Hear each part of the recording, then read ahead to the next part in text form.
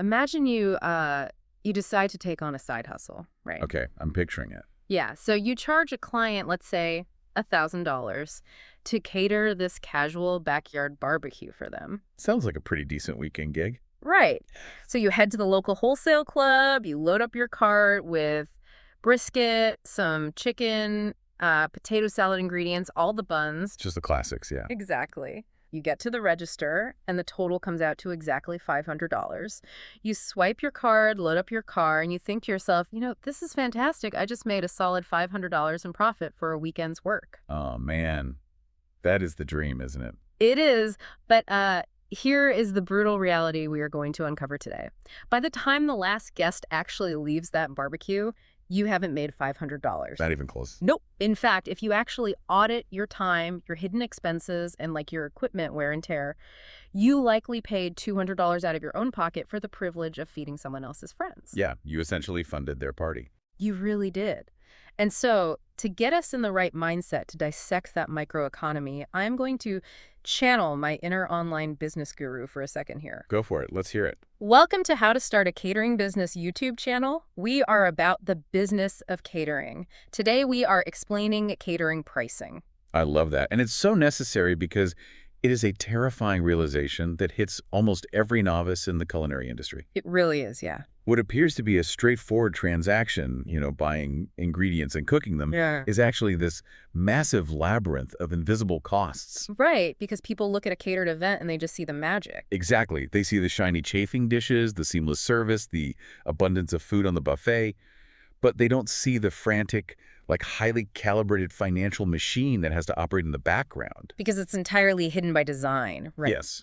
The moment you scale up from cooking dinner for your family to executing a meal for, say, 50 or 100 people at a specific location, you are no longer just practicing the culinary arts. Right, you've crossed a threshold. You absolutely have. You are managing a volatile, high-risk microeconomy. And to do that properly today, we are relying on a really fantastic grounding text. We are. It's a goldmine of information. We are pulling critical excerpts and frameworks from this incredibly detailed guide called The Profitable Caterer: Comprehensive Event Pricing Strategies. And I gotta say, this text does not pull punches.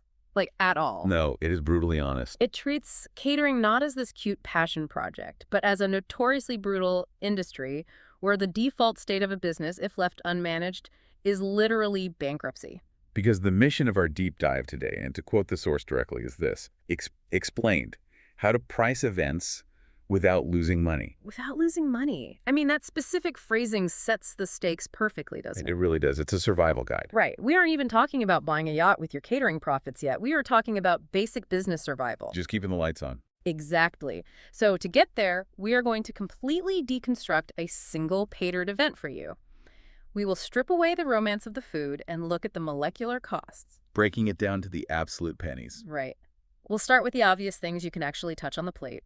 Then we'll explore the terrifying hidden logistics of moving that food around. The logistics are where so many people get completely wiped out. Oh, absolutely. And from there, we will look at how the business protects its overarching existence. And finally, we will run the actual literal math on how a per-person price warps and shifts depending on whether you are feeding 25 people or 100 people. It's a fascinating journey. So let's look at what the client actually sees and interacts with first. The food, the disposables, the servers. Tangible stuff. Right. Ironically, this is where most beginners stop their calculations, which is exactly why they fail. Because it's the most obvious part of the job, I guess. Exactly. Food cost is so visible and it's so immediate that our brains trick us into categorizing it as the sole expense. I want to dig into the mechanics of that deception, specifically with the food itself.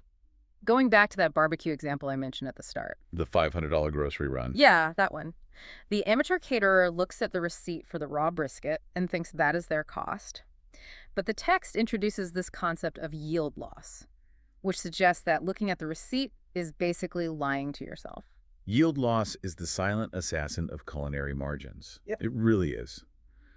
Let's trace the life cycle of that brisket you mentioned. Okay, walk me through it. So you go to the supplier and you buy a raw packer brisket. It weighs 15 pounds and you pay $4 a pound. The receipt says $60. Simple math so far. Right. and the amateur assumes their cost is $4 per pound of meat they serve. But raw weight is not servable weight. Because he can't serve the whole thing. Exactly. First, you have to trim the hard fat cap. A professional trim might remove 3 to 4 pounds of pure fat that goes straight into the garbage. Wow, okay. So your 15-pound brisket is now 11 pounds, but you still paid $60 for it. So my cost per pound just jumped significantly before I even turned on the smoker. Significantly. Yeah. But the loss isn't over. Not even close. You put that 11-pound brisket into a smoker for like 12 hours. It shrinks, right? Massively. Through the cooking process, the meat renders fat and loses a massive amount of moisture. It physically shrinks. When you pull it out and let it rest, that 11-pound piece of meat might only weigh 7 pounds. Wait, let me run that math. I bought 15 pounds of raw meat for $60. Yep. But I only have 7 pounds of cooked, servable meat to actually put on a guest's plate. That's all you have left to sell? That means my actual cost isn't $4 a pound. It's closer to $8 or $9 a pound. Boom. And if you priced your barbecue menu based on the $4 raw cost, you just subsidize 50% of the client's meat budget out of your own profit margin. Ouch. That hurts just thinking about it. That is yield loss in a nutshell. A professional caterer does a forensic audit of every single ingredient.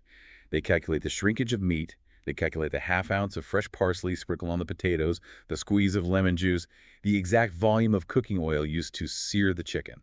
But, I mean, how do you even lock down those numbers when the broader economy is constantly shifting? We all know the price of eggs or beef can double in a month. Yeah, inflation is a huge variable. Right. So if a couple books their wedding catering a year in advance, how does the caterer not get completely wiped out by inflation by the time the event actually happens? That requires building dynamic inflation buffers into the contract. Like legal clauses. Exactly. A professional caterer cannot price a menu in January and just blindly assume the supply chain will offer the same prices next October. The source material emphasizes that caterers must either write clauses into their contracts, allowing for market price adjustments on volatile items. Like beef or seafood, I imagine. Yeah, especially beef and seafood. Yeah. Or, alternatively, they must proactively inflate their current food cost calculations by 5 to 10% right now when quoting future events.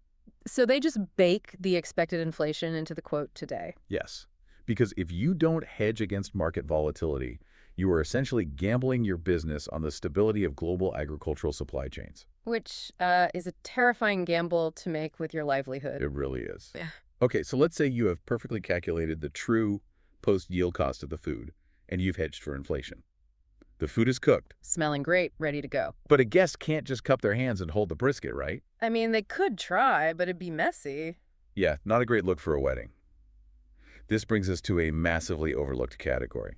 Disposables. Ah, yes. The plates, the forks, the napkins, the little plastic cups for the salad dressing. The source treats disposables with extreme prejudice, and for good reason. From a business perspective, a disposable item is a pure, unrecoverable sunk cost. Unrecoverable, that's a strong word. It's the truth. When we compare it to traditional catering rentals, the difference in financial logic is staggering. Walk me through that difference. Because if I'm renting real china plates and silverware, isn't that more expensive? Up front, perhaps. But a real china plate is an asset. When you purchase or rent china, yes, you pay for it. You pay a dishwasher to clean it. But that plate exists tomorrow. Right, it doesn't vanish. Exactly. It retains value. It can be capitalized. A premium heavy-duty plastic plate, a thick paper napkin, and a faux silver plastic fork. That package might cost the caterer $2 per guest. Okay, $2, that doesn't sound so bad. But the moment the guest finishes eating, that $2 goes into a black trash bag and is hauled to a dumpster. It is vaporized. Oh, wow. So if I have 100 guests, I just threw $200 of my own cash into the garbage. Literally into the garbage. Unless you explicitly calculated that $200 into the client's quote, yes. That is wild to think about. Disposables bleed a business dry because they feel like insignificant pennies-on-the-dollar purchases when you buy them in bulk sleeves of 500. Yeah, you just throw a box of forks in the cart and don't think about it. Right, but they attach to every single guest. If your profit margin on a $20 plate of food is only $4, and you forgot to account for the $2 of disposables. I just halved my entire profit margin on a stack of plastic forks. You did. That reframes everything. You aren't just selling food, you are selling the vessel the food sits in. And if that vessel is disposable, you have to charge for its destruction. That is exactly the way to look at it. Okay, let's move to the engine that actually puts the food onto the vessel. Labor. The human element. Yeah. While I was reading the source text, I kept thinking about a construction analogy. Calculating the food cost is like going to a lumberyard and buying the wood to build a house. Okay, I follow. But you can't just leave a pile of wood on a vacant lot and bill the client for a finished home. You have to hire the carpenters to swing the hammers. That's a great analogy. The carpenters are the difference between raw inventory and a finished product. And in the culinary world, the team of carpenters required is vastly larger than the client ever perceives. Because what does the client actually see? The client's experience of labor is usually limited to the on-site staff. The smiling server handing them a glass of champagne, or the chef actively carving the roast at the buffet line. Which feels like what, maybe 4 or 5 people for a standard event? On the floor, yes. But that is merely the tip of the labor iceberg. We have to separate catering labor into 2 categories: client-facing execution and non-revenue generating back-end preparation. Back-end prep, right. The labor cost actually initiates days before the event. You have a prep cook standing in a commercial kitchen on a Thursday morning. For a Saturday event. Yes, for a Saturday event. They spend 6 hours peeling potatoes, butchering chicken, and preparing marinades.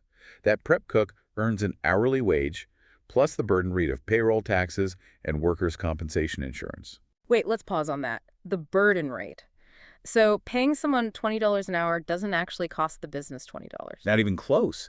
When you factor in employer taxes, Medicare, Social Security, and mandatory insurances, a $20 an hour employee might actually cost the business $25 or $26 an hour. Wow, okay, that adds up fast. So that prep cook who spent 6 hours getting the food ready just cost the business over $150 before a single guest has even arrived at the venue. And that's just one person. Exactly. Then you factor in the executive chef managing the timeline, the dishwashers cleaning the prep bowls on Thursday afternoon, and the loading crew who physically haul the heavy transport pans from the walk-in cooler to the vans on Saturday morning. The loading crew alone has to be a massive hidden cost. I mean, it takes serious physical effort to pack a commercial van efficiently. It does. It's back-breaking work. And the source material is adamant about this. If the business owner is doing all this work themselves... Like a solo entrepreneur. Right. If they are the one peeling the potatoes on Thursday and packing the van on Saturday, they must still calculate that labor as a hard, non-negotiable cost. But why? If I'm the owner and I want to offer a competitive price to win the bid for a big wedding, why can't I just waive my own labor cost? Like, I love cooking. I don't mind putting in the sweat equity. Because the moment you waive your own labor cost to win a bid, your business ceases to be a business and becomes a charity. A charity, wow. You are subsidizing the client's wedding with your own uncompensated physical exhaustion. That's a harsh way to put it, but I guess it's true. Furthermore, it creates a false financial model. Think about it. If you build your pricing structure on the assumption that prep labor is free, because you do it, what happens when you get sick? Oh, I'd have to hire someone. Exactly. Yeah. Or what if your business grows and you just need to hire a prep cook to keep up? Your pricing model will instantly collapse because it cannot support the true cost of wages. Because I train my clients to expect the artificially low price. Exactly. The business must pay for the labor it requires to function, regardless of whose name is on the paycheck. That is a harsh but necessary reality check. If you wouldn't ask a stranger to peel potatoes for free for 6 hours, you cannot ask yourself to do it. Precisely. Okay, so we have the trimmed brisket, we have the disposable plates accounted for, and we've paid the prep cooks and the loaders. Everything's ready to go. We have a mountain of prepared packaged food sitting on a loading dock, but the event itself is 30 miles away across town. We need to talk about the terrifying gap between the kitchen and the venue. This is where we cross from culinary arts into heavy logistics. Transportation and catering is fraught with peril and staggering expense. Staggering expense, seriously. Oh yeah, you are moving a highly perishable, highly temperature-sensitive product through unpredictable traffic, and it has to arrive completely unscathed. See, when most people think of transportation costs, they think, okay, the venue is 30 miles away. My van gets 15 miles to the gallon. Gas is $4. So transportation costs me maybe $8 or $10. How deeply flawed is that math? It is flawed to the point of being dangerous. Gas is a negligible fraction of true transportation overhead. Really? Just a fraction. What a caterer is actually paying for is asset capitalization and fleet maintenance depreciation. Okay, those are big accounting words. Break that down for me. Let's look at the reality of a catering vehicle. You cannot legally or safely transport food for 100 people in the trunk of a Honda Civic. I mean, I wouldn't want to eat that food. Right. You need a specialized commercial cargo van or a refrigerated box truck. A reliable used commercial van might cost $40,000. And that $40,000 depreciates every time you drive it. Precisely. Let's say the usable lifespan of that van is 5 years before the maintenance becomes too risky. That is $8,000 of pure vehicle depreciation a year. Okay, so just owning the van costs money. Exactly. If you do 80 events a year, every single event carries a baseline cost of $100 just to cover the depreciation of the van's existence. That is before you even turn the key in the ignition. Wow. Then you add commercial auto insurance, which is vastly more expensive than personal insurance. You add routine maintenance, because a breakdown on the side of the highway is a catastrophic failure for a caterer. You can't just call a tow truck and tell the bride her dinner will be 4 hours late. The liability is massive. It would ruin your reputation overnight. But even inside the van, the food isn't just sitting in cardboard boxes, right? The text mentions specialized transport equipment to keep things at food-safe temperatures. Yes, the source relies heavily on the necessity of insulated transport carriers, often known in the industry as Cambros. Kinbros, okay. To understand their cost, you really have to understand their mechanics. These are not beach coolers you buy at the hardware store. So no flimsy styrofoam. No, they are high-density polyethylene cases injected with thick polyurethane foam insulation.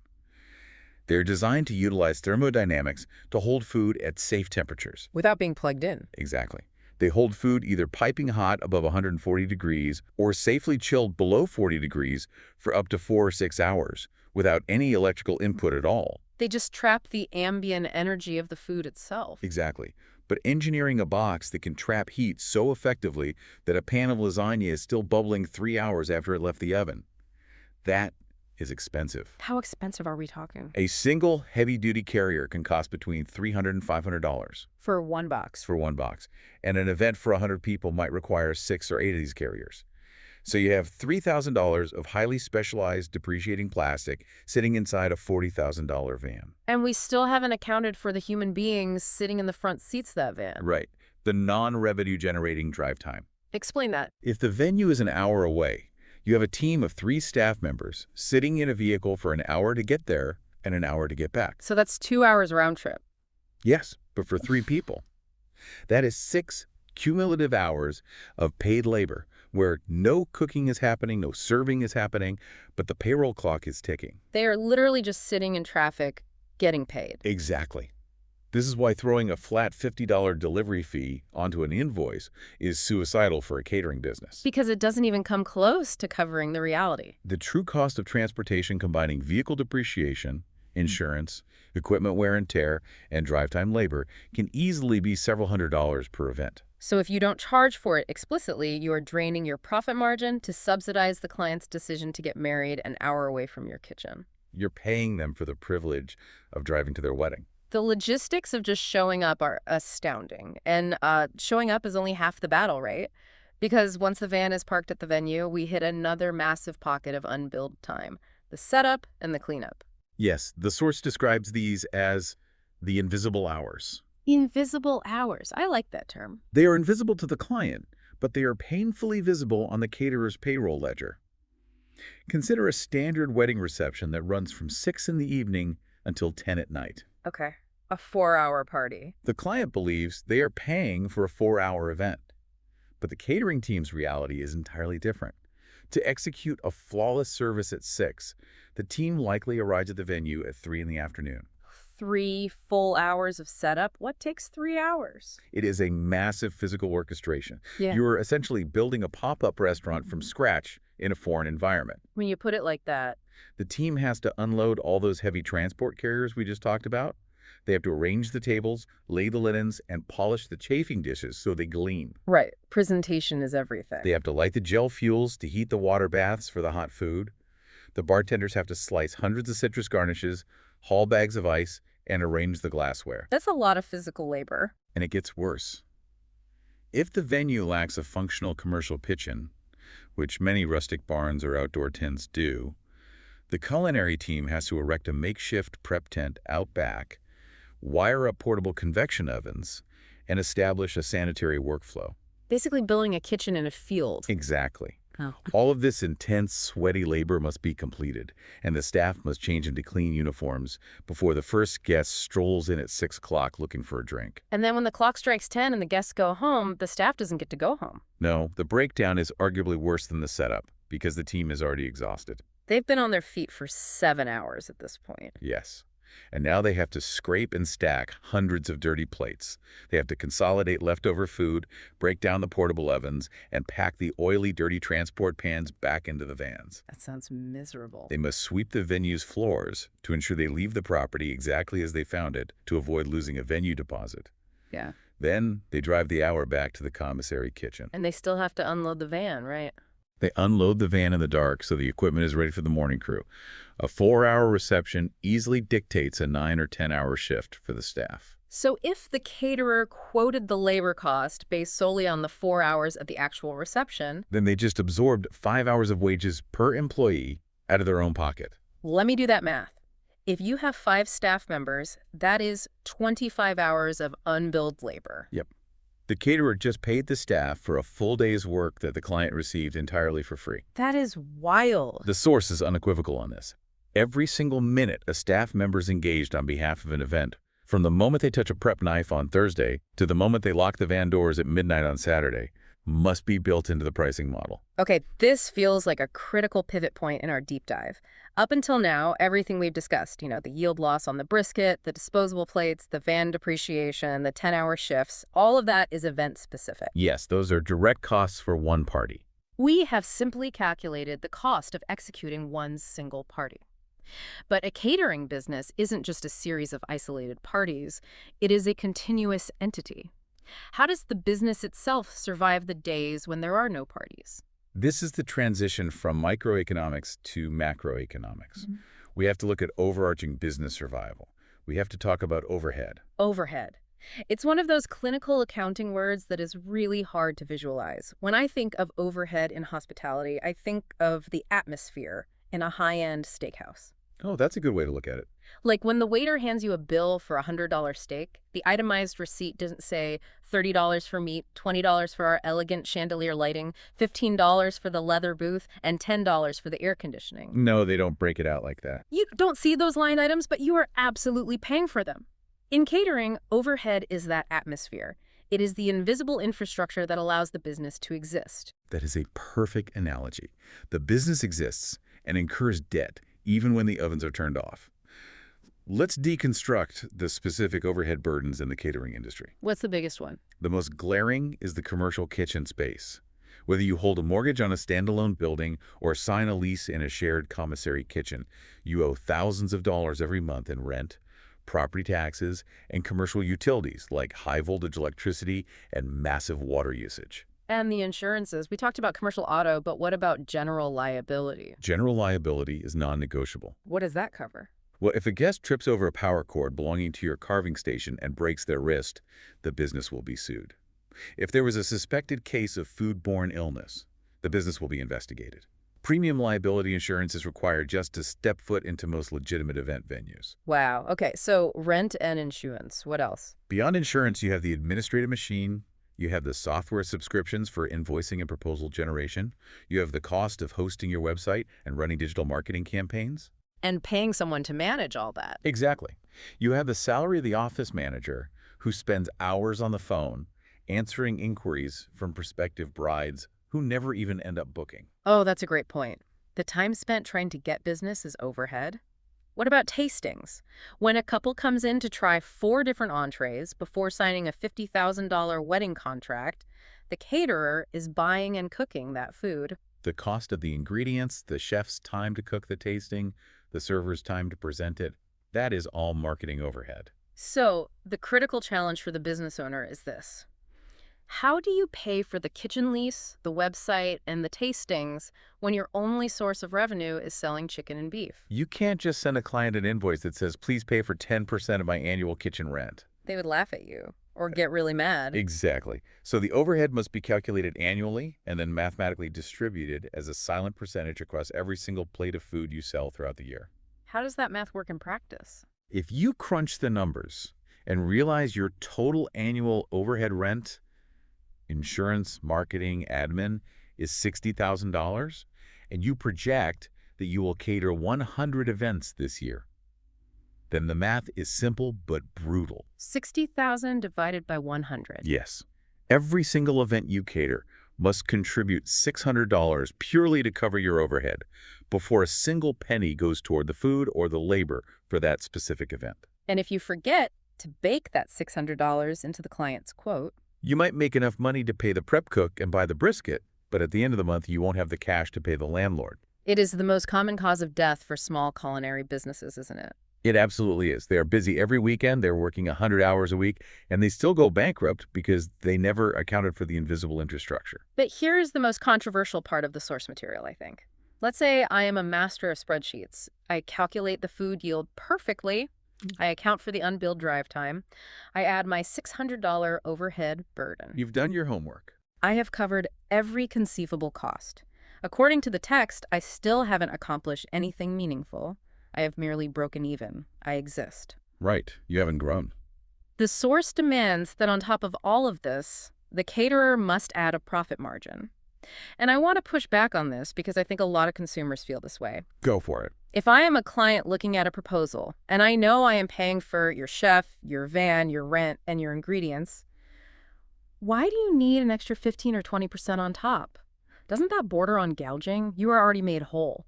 That pushback is entirely valid from a consumer perspective. And frankly, many caterers struggle with the guilt of adding profit because hospitality attracts generous people who want to please others. Right, they want to feed people. But we have to fundamentally reframe the definition of profit.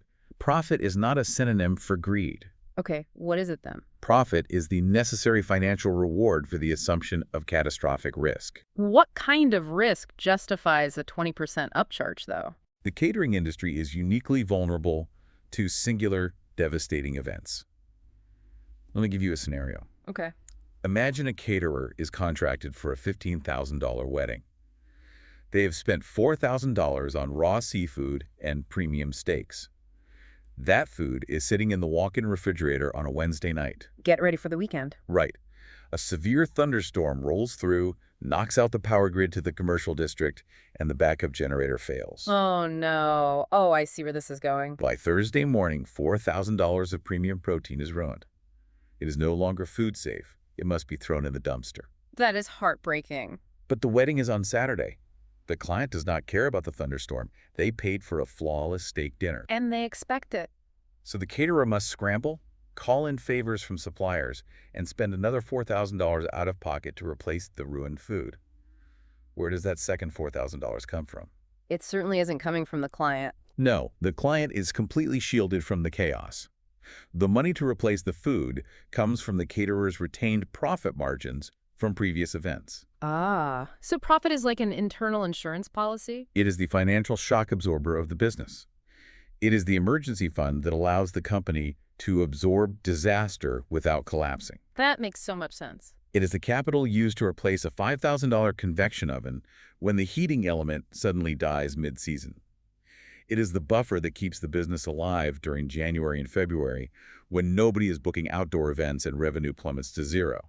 So if a business owner decides to be nice and cut their profit margin to zero just to win a bid, they aren't actually running a business. They were running a highly stressful, break-even hobby that is constantly one power outage or one blown van transmission away from total insolvency. Wow. The text emphasizes that the profit margin is the explicit compensation the owner receives for organizing the chaos, assuming the total liability, and guaranteeing the outcome. The guarantee is what you're buying. Yes. The client isn't just paying for the brisket.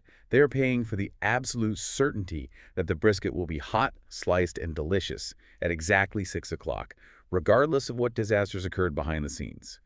The profit margin is the price of that certainty. I love that reframing. Profit is the insurance policy for the business's existence. So now that we understand the extreme vulnerability of this microeconomy, we move into the defensive playbook. How to protect the castle. Exactly. How does a caterer actively protect this fragile ecosystem from clients who might unintentionally drain their resources? We are looking at protective boundaries: minimum orders, deposits, and service charges. 3 crucial tools. Let's start with minimum orders. Why would a caterer ever turn down a paying gig? If a couple wants to pay me to cater an intimate anniversary dinner for 4 people, why should I say no? We have to connect this directly back to the concept of administrative bandwidth. Okay, the admin time. Let's trace the life cycle of booking an event. Whether an event is for 4 people or 400 people, the administrative process is largely identical. You still have to do the paperwork. The caterer must field the initial inquiry, draft a custom proposal, send emails back and forth discussing dietary restrictions, write the legal contract, process the payment, and coordinate the kitchen schedule with the supplier deliveries. Let's quantify that. How long does that take in the real world? For a meticulous professional, that back-end administration easily consumes 3 to 4 hours of focused labor. Okay, 4 hours. Now let's run the math on your 4-person dinner. Even if you charge an astronomical $100 per plate, your gross revenue is $400. Right. Let's say your profit margin, after food and labor, is a healthy 20%. You just made $80 in pure profit. $80? But I spent 4 hours doing the admin work. Which means your effective hourly rate as the business owner just plummeted to $20 an hour. You could make more money working a cash register with infinitely less stress and liability. Yeah, that's not sustainable. Conversely, if you spend those same 4 hours organizing an event for 100 people at $50 a plate, your gross revenue is $5,000, yielding $1,000 in profit. Now your administrative time is yielding $250 an hour. The small event is literally a parasite on the business's time. It really is. Small events actively destroy profitability because they consume the finite administrative bandwidth of the owner without generating enough sheer volume to justify the effort. So you have to put up a wall. A minimum order threshold, whether it's a minimum headcount of 25 people or a minimum financial spend of $1,500, is a barrier designed to protect the business from dying a slow death by 1,000 tiny, unprofitable cuts. That makes perfect sense. You can't tie up a heavy-duty commercial machine for a job that won't even buy the gas to run it. Exactly. Okay, let's talk about deposits. The text leans incredibly forward on non-refundable deposits. Because catering operates in a financial structure that is fundamentally inverted compared to normal retail. Inverted how? If you go to a clothing store and buy a jacket, you hand them a credit card, and they hand you the jacket. The transaction is immediate. In catering, the business is manufacturing a massive, bespoke, highly perishable product on a specific timeline based entirely on a promise. A promise that they'll pay the rest later. Right. And to fulfill that promise, the caterer must spend vast sums of money weeks in advance. They have to buy the Cambros, order the specialized ingredients, rent the extra linens. Yes, if a caterer is executing 3 large weddings on a single Saturday, they might need to spend $15,000 on Wednesday just to acquire the raw materials and secure the rental equipment. That is a lot of cash floating out there. If they do not require a substantial upfront deposit, that $15,000 has to come directly out of the business's operating cash. The caterer is essentially acting as an interest-free, unsecured bank for their clients. Which destroys cash flow completely. But beyond just funding the groceries, the deposit protects against something worse, doesn't it? The cancellation. The opportunity cost. Prime dates in the catering industry, like a Saturday in June or a weekend in October, are scarce real estate. Right. Everybody wants those dates. If a client books October 15th, the caterer turns down 3 other inquiries for that same date.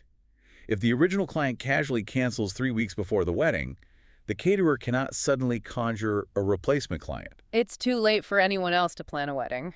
Exactly. That date and the revenue associated with it is gone forever.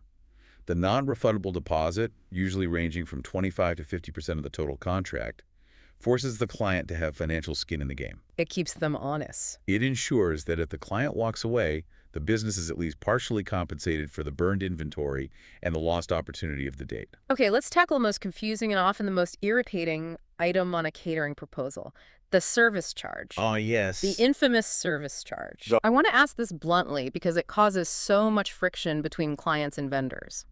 When I look at a bill and see a mandatory 20 or 25% service charge tacked onto the bottom line, what is that? Is that just a mandatory tip for the staff, or is it something fundamentally different? It is fundamentally different, both in legal definition and in practical application. It is vital to separate the concepts of a tip and a service charge. Break that down for me. A tip, or gratuity, is a voluntary sum of money given by the client as a direct reward for excellent service. Legally, in most jurisdictions, if a sum is labeled a tip, it is the sole property of the employees, the servers, the bartenders. So the business owner cannot touch the tip? The business owner cannot touch it, period. Okay, so a tip belongs to the worker. What about the service charge? A service charge is a mandatory fee levied by the catering company itself. It is revenue that belongs to the business, not the frontline staff. So what does it actually pay for? It is designed to cover the vast ocean of indirect back-end costs that cannot be neatly tied to a single piece of chicken on a plate. Give me some concrete examples of what that fee is absorbing. Remember all that unbilled time we discussed earlier? The invisible hours. Exactly. The 3 hours of setup, the 2 hours of breakdown, the drive time in the van. The service charge helps offset that non-revenue generating labor. Okay, that makes sense. It pays for the liability insurance required for that specific day. It pays for the wear and tear on the specialized transport equipment. It pays for the administrative time the event planner spent answering the bride's 72 emails over a 6-month planning period. The bandwidth drain. Yes, it covers the cost of the complimentary tasting the couple enjoyed in February. So it's really an event management and logistics execution fee, but service charge is just the legacy industry term that stuck around. Precisely. Now, because it is business revenue, a responsible owner might use that service charge pool to pay their servers a much higher guaranteed hourly base wage, perhaps $25 an hour instead of minimum wage. So the staff isn't reliant on the whims of a tip jar. But the critical communication breakdown happens when clients assume a 20% service charge means the server pouring their water is getting a massive bonus. Exactly. They're entirely separate financial mechanisms. That is a massive distinction that completely changes how you look at a contract. All right, we have spent this deep dive gathering all the variables. We have the yield-adjusted food costs, the invisible prep and cleanup labor, the depreciating logistics, the overarching overhead, the protective profit margin, and the administrative service fees. It's a mountain of data. Now we enter the crucible. How does a caterer synthesize this sprawling chaos into a single elegant number that doesn't absolutely terrify the client?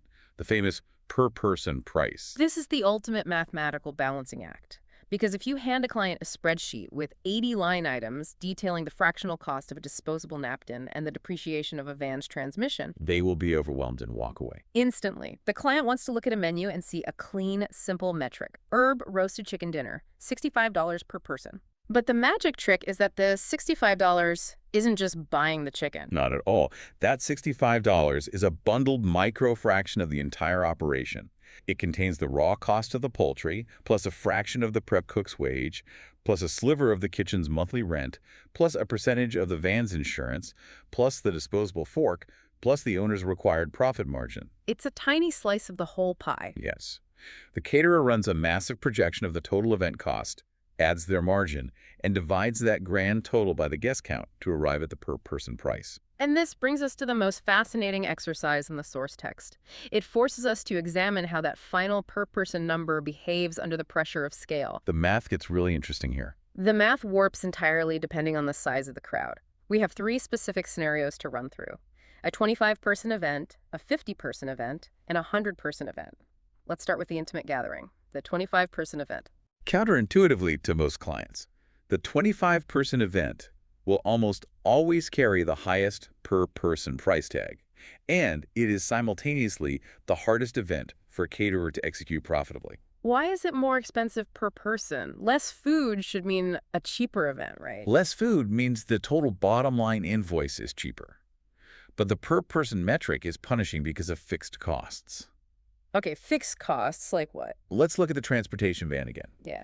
Let's assume the true cost of operating that van for the day fuel, driver, labor, depreciation, insurance is $200. Okay, $200. That $200 cost is a fixed reality. The van does not care if it is hauling 5 pounds of chicken or 50 pounds of chicken. It costs $200 to move the vehicle from point A to point B. Ah, I see where this is going. If you divide that $200 fixed transportation cost among 25 guests, every single guest carries a burden of $8 just to pay for the van. Just to get the food there. All right, now look at on-site labor. You cannot send half of a chef to an event. You need a baseline minimum of human beings to execute the service. Usually a lead chef, a sous chef, and perhaps 2 servers or bartenders. You need a skeleton crew. That baseline labor cost might be $800 for the shift. Divide $800 by 25 guests, and that is $32 per person just in on-site labor. So before we have even purchased a single piece of chicken, the client is paying $40 a head just to cover the logistics of the staff and the van showing up. Exactly. In a 25-person event, a massive percentage of the per-person price is simply subsidizing the fixed logistical costs.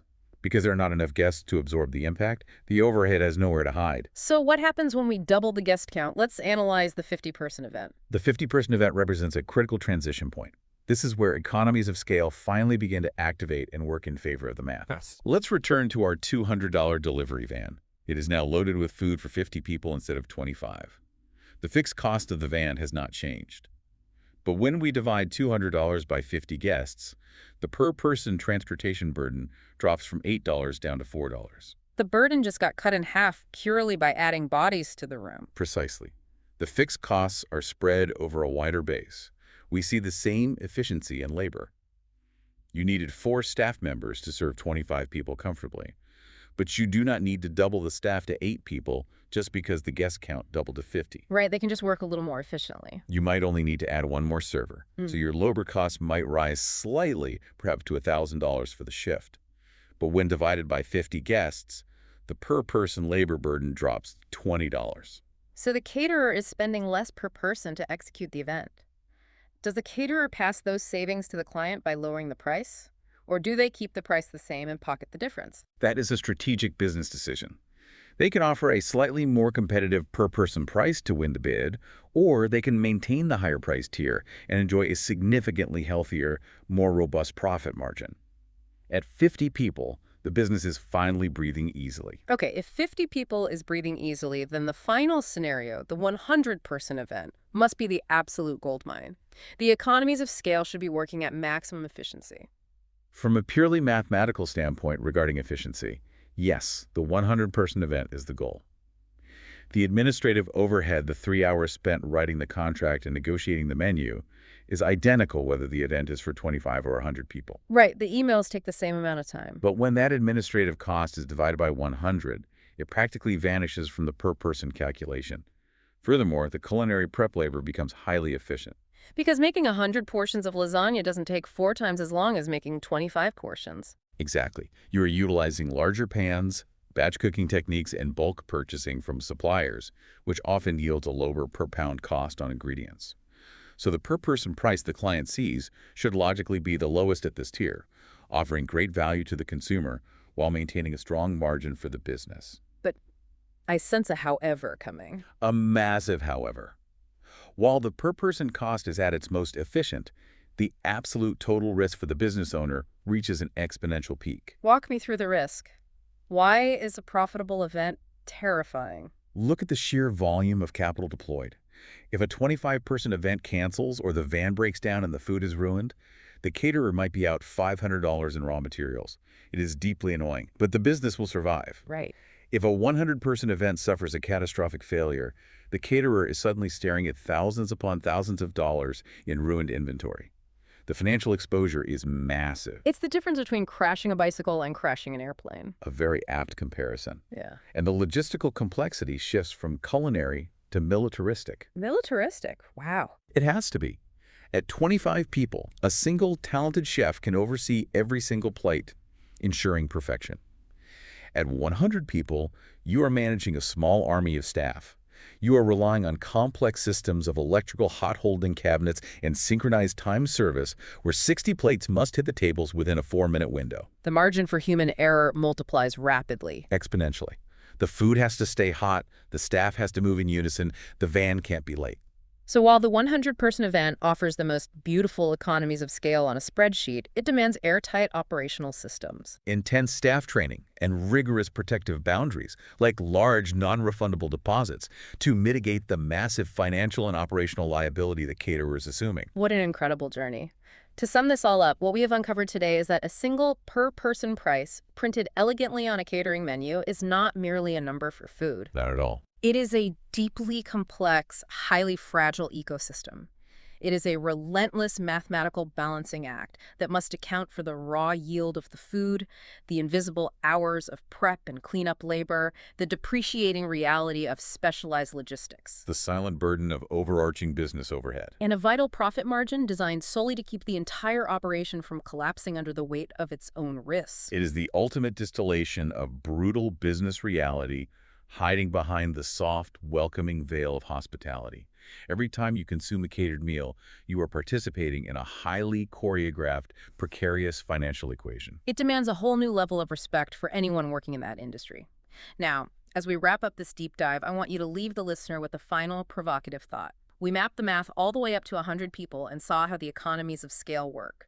But where does this framework leave us if we push the boundaries even further? We saw how scaling to 100 people makes the per-person math highly efficient. Yeah. But I want you to think about what happens when a business attempts to scale to a 1,000-person gala. 1,000 people. Wow. Do those economies of scale continue to make the event cheaper and cheaper per person infinitely?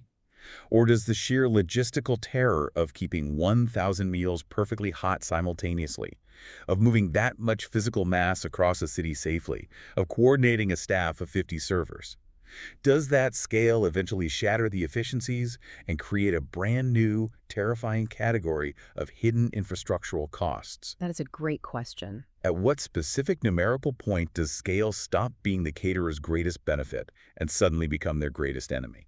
The logistics of just finding the oven space for 1,000 hot meals is mind-boggling. That is a fantastic puzzle to leave hanging in the air. Thank you so much for joining us on this deep dive. The next time you are at a wedding, a corporate retreat, or even a backyard barbecue, we hope you look at the plate in front of you through this new lens of invisible logistics and incredibly precise pricing strategies. Until next time, stay curious.